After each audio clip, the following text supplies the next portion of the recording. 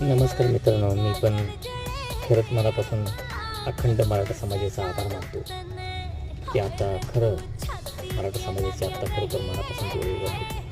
मराठा समाजाला कळून चुकलं की आपल्याला न्याय देणारा कोण आहे आणि आपल्यावरती अन्याय करणारा कोण आहे. हे सर्व मराठा समाजाला कळून चुकलं. मी खरंच हृदयापासून अंतःकरणापासून अखंड मराठा समाजाचा ऋणी आहे की आपल्या मराठा समाजाला न्याय देणारा कोण आहे आणि कोणापासून न्याय मिळू शकतो. एखाद्या सर्वसामान्य माणसापासून न्याय मिळू शकतो. मी म्हणणार नाही मनोजदादा जरांगेपासून न्याय मिळेल, पण मित्रांनो आज तुमचे खंबीरपणाने डोळे उघडा.